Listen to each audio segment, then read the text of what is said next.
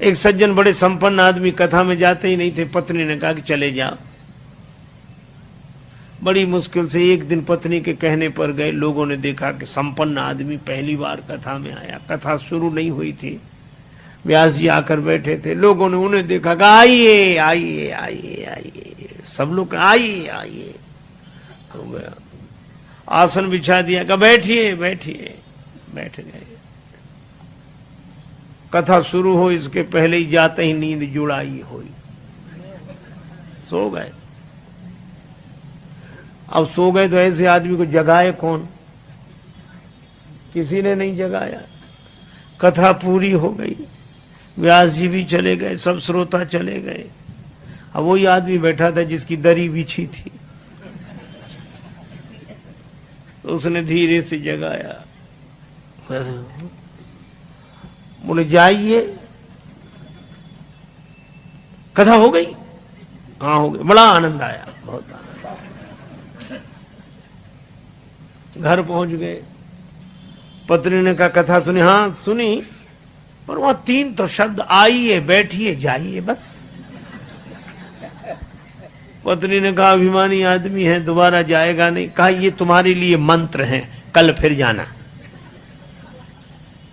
तो अपने कमरे में जाकर बैठा, नींद नहीं आ रही थी, कथा में सो के आया, तब घर में कैसे नींद आवे। बिजली बंद कर दी, अब लेट है, नींद बैठ गया। पत्नी ने कहा ये मंत्र है, तो मंत्रों का जब करे तो बार बार कहा आइए बैठिए जाइए, आइए बैठिए जाइए। अंधेरा था, घर में घुसा चोर। चोर ने जैसे ही प्रवेश किया, ये बोला आइए। चोर ने कहा किसने देख लिया? तो चोर दबे पांव पीछे खिसकने लगा। तो ये बोला बैठिए। अरे बोले इसने पहचान लिया। तब तक चोर भागा, और भागा तो ये बोला जाइए। चोर ने समझा, पहचान लिया, पकड़वा देगा कल। तो चोर दौड़ा दौड़ा आया, इसी के चरणों में गिर गया। चरण पकड़ ली, जो रुपया पैसा लाया था सो चढ़ा दिया, मुझे बचा। ये घबराया कि मंत्र इतनी जल्दी सिद्ध हो गए।